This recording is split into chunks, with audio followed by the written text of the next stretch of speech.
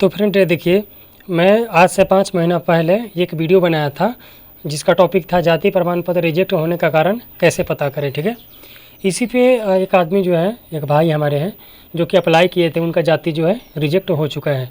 वहाँ पे देखिए ये कमेंट में लिखे हैं कि मैं जाति के लिए अप्लाई किया था, रिजेक्ट कर दिया। रीज़न बता रहा है कि साक्ष्य और जाँच के आधार पर इसको रिजेक्ट कर दिया गया है। जब वो अपने स्टेटस को चेक किए तो वहाँ पर लिखा कि साक्ष्य और जांच के आधार पर आपका जो है जाति रिजेक्ट कर दिया गया है। अब ये पूछ रहे हैं कि कैसे बनेगा, प्लीज़ एक्सप्लेन। तो मैं पूरी जानकारी इनको देने वाला हूँ, आप सभी को देने वाला हूँ, बस वीडियो को ध्यान से देखिएगा। अब देखिए ये क्या गलती किए थे, मैं आपको बताता हूँ। ठीक है, ये देखिए, ये सबसे पहले मैंने इनसे व्हाट्सएप पर चैटिंग की। सबसे पहले ये हमको पीडीएफ भेजे, मैं भी इनको स्टेटस चेक किया इनका, तो साक्ष्य और जांच के आधार पर रिजेक्ट बता रहा था। मैंने इनसे पूछा, आप इसको ध्यान से पढ़ लीजिएगा। ठीक है, आप इसको ध्यान से पढ़ लीजिएगा, आपको मालूम चल जाएगा। पहले मैं पूछा इनसे कि क्या आप अपना अप्लाई किए थे, तो बोले कि हाँ। दूसरे पे मैंने पूछा कि क्या आप अपने आधार के साथ पिताजी का आधार कार्ड अपलोड नहीं किए थे, तो बोले कि नहीं, बस देखिए यहाँ पे लिख रहे हैं ना कि बस मैं अपना किया था। तो यही कारण है कि उनका जो है रिजेक्ट कर दिया गया है। वो अपना आधार अपलोड किए थे, लेकिन अपने आधार के साथ में अपने पिता या माता जी का आधार कार्ड अपलोड नहीं किए थे। इसी को उसने ये वेरीफाई कर दिया कि इसको साक्ष्य और जांच के आधार पर रिजेक्ट कर दिया जाता है, और वो उसने रिजेक्ट कर दिया। तो अब से आपको क्या बातें ध्यान रखनी है, ध्यान से सुनिए। आप जाइएगा RTPS के साइट पर, इतना तो क्लियर है। जो भी फॉर्म है, फॉर्म को भर लीजिएगा। जैसे कि आपको जाती है तो यहाँ से आप लॉगिन करके, या जो भी है जैसे भी आप भरना चाहें, ऐसे डायरेक्ट भी अपना कितना लोग जो है अप्लाई कर लेता है, या जाति प्रमाण पत्र। इस तरह से इंटरफेस आता है जो कि आप सामने देख रहे हैं।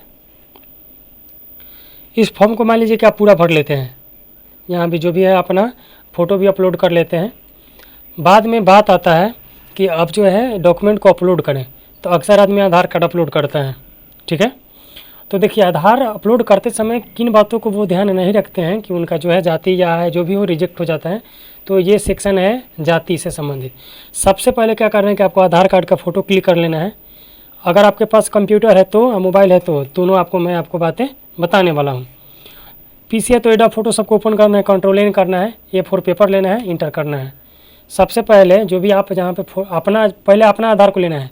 देखिए ये A1 के नाम से मैं लिया हूँ, तो इसको मैं यहाँ पे सेट कर देता हूँ। फिर A2 नाम से है, जो हमारा बैक साइड का। देखिए ये मान लिया कि ये जो है ये फ्रंट साइड का हमारा ही आधार है, ये वाला, और ये जो है बैक साइड का हमारा ही आधार है। मैं तो अपना आधार अटैच कर लिया। अब क्या करना है, ध्यान से देखिए। इसको यहाँ से मैं कट करता हूँ, और मैं अपने पिताजी का मान लेता हूँ कि ये हमारे B1 के नाम से जो है ये हमारे पिताजी का फ्रंट साइड का आधार है। इसको ला करके मैं इस पर छोड़ देता हूँ यहाँ पे इस तरह से, और B2 के नाम से यहाँ पे होगा, मान लेता हूँ कि हमारे पिताजी का बैक साइड का आधार है। अब इसको मैं थोड़ा जूम करता हूँ और मैं आपको समझाने की कोशिश करता हूँ। देखिए A4 पेपर पे ये मान लीजिए कि ये आपका आधार हो गया ऊपर, ये जो है ये आपका आधार हो गया, जिसको यहाँ से मैं आपको एक बार अटैच करके भी दिखा दे रहा हूँ। ये जो है ये आपका आधार हो गया। और नीचे जब अपना डालिएगा, ये अपने पिता या माता जी का आधार ज़रूर डालिएगा जाति अप्लाई करते वक्त, नहीं तो यही कारण है वो आपको वेरीफाई नहीं कर पाएगा कि फलाना आदमी का ये बेटा है, ये इस जाति से बिलोंग करता है, और वो आपको लिख देगा कि साक्ष्य और जांच के आधार पर ये सही नहीं है, वो आपका रिजेक्ट कर देगा। अब बात को क्लियर से आप समझ गए। सबसे पहले अब क्या करना है, इसको शिफ्ट Ctrl+S करना है हमको। क्या करना है, पहले इसको JPG फॉर्मेट में सेव करना है। एज ब्राउज़र को मैं ओपन करता हूँ, और यहाँ पे आपको कन्वर्ट टू PDF सर्च करना है। यहाँ पे साइट का नाम क्या है, आई लव PDF के नाम से है, इसको देख लीजिएगा।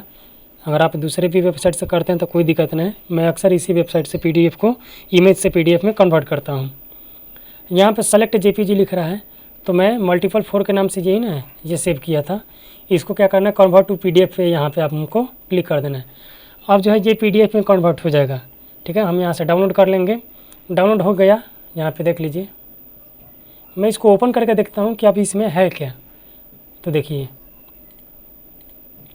सबसे पहले जो है ये आपका आधार हो जाता है। यहाँ पे ये वाला आपका आधार है, ऊपर वाला।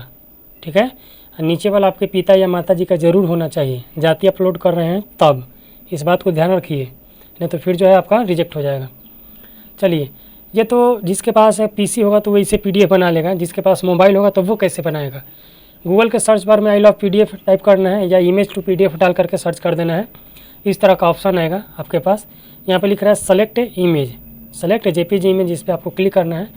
तो देखिए हमारे पास पहले A1 है ना, यहाँ पे ये फ्रंट साइड का मेरा आधार है, इस पर डबल क्लिक करना है।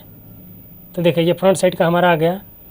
फिर इस पर क्लिक करेंगे, फिर A2 नाम से हमारा बैक साइड का हमारा ये आधार, इस पर क्लिक करेंगे। देखो तो देखिए ये हमारा आधार फ्रंट का है और ये जो है ये बैक का है हमारा। अब मैं अपने पिताजी का आधार को अटैच करूँगा, यहाँ प्लस का आइकन पर जाऊँगा तो B1 के नाम से ये देखिए यहाँ पे है, तो इसको क्लिक कर लेता हूँ। फिर इस पर क्लिक करता हूँ, B2 के नाम से मेरे पिताजी का पीछे का आधार है, तो इस पर क्लिक कर लेता हूँ। इतना कर लेना है। आपको कन्वर्ट टू PDF पे क्लिक करना है और यहाँ पे डाउनलोड पे क्लिक करना है। ये देखिए आपका डाउनलोड हो गया। अब इसको देखते हैं। देखिए ये फ्रंट में आपका है, ये सेकंड में आपका बैक साइड का आधार है। अब अपने पिताजी का आधार देखिएगा, चौथा में अपने पिताजी का बैक साइड का आधार देखिएगा। तो पहले जो तरीका बताया PDF बनाने का उसको अपलोड कर सकते हैं, या मोबाइल है तो आप इसको अपलोड कर सकते हैं, लेकिन करना ऐसा ही है, नहीं तो जो है आपका जाति रिजेक्ट कर देगा। तो इतना आपको क्लियर हो गया होगा कि डॉक्यूमेंट को कैसे अपलोड करना है। और हाँ, कई लोग ये मतलब कि गलती कर बैठते हैं, जैसे कि जाति अपलोड करना है तो यहाँ पे इस सेक्शन में समझ लीजिए, यहाँ पे जब जो भी है अपना नाम पता पर्सनल डिटेल्स भर करके नीचे आते हैं तो यहाँ पे अस्थाई पता पूछता है। तो अगर ये किसी लेडीज़ का है तो अस्थाई पता में उसके नैहर का एड्रेस डालिएगा, उनके नैहर का कौन सा ज़िला है, कौन सा वार्ड है, प्रखंड कौन सा है, ग्राम कौन सा है, पोस्ट कौन है, पिन कोड क्या है, थाना क्या है, उनके नैहर का भरिएगा।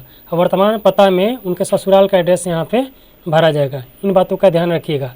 अगर उनका जाति बना रहे हैं, किसी लेडीज़ का जाति बना रहे हैं, तो भी उसके मतलब कि पिता या माता का आधार इसमें ज़रूर अटैच होगा, इतना ध्यान रखिएगा। तो कितना लोग गलती यहीं कर बैठते हैं। अस्थाई पता में उनके नैहर का पता भरना है और वर्तमान पता में उनके ससुराल का पता भरना है। इस बातों को ध्यान रखिएगा। अगर आप अपना भरें तो दोनों में सेम रहेगा। ऊपर एक बार भर लिए, यहाँ पे ऊपर के जैसा पे क्लिक कीजिएगा तो सेम आ जाएगा। लड़का में कोई दिक्कत नहीं है। जो विवाहित लेडीज़ है, जो दूसरे गांव से आपके गांव की ओर आई है, तो उनमें जो है अलग अलग भरना पड़ता है। फिर से अस्थाई पता में, जिसको परमानेंट एड्रेस बोलते हैं, तो इसमें उसका नैहर का पता भरा जाएगा। और ये जो अभी प्रेजेंट एड्रेस है, इसमें इनके ससुराल का पता भरा जाएगा। तो अब हमको नहीं लगता कि दोबारा आपको समझाने की आवश्यकता है, बस इसको आप एक बार देख लिए, ऐसा ही आप कीजिए, ज़रूर आपका जो है ये अप्लाई होगा। अगर सब कुछ आप अप्लाई करते हैं और का रिजेक्ट कर देता है तो ब्लॉक में जाइए और काउंटर पे पूछिए कि सब कुछ हमारा सही रहा, तो फिर रिजेक्ट हो कैसे गया, इस बात को भी आपको उनसे पूछना है, ठीक है। लेकिन अगर सही डालिएगा तो फिर ऐसा आपको आवश्यकता नहीं पड़ेगा, आपका जो है ये बन जाएगा।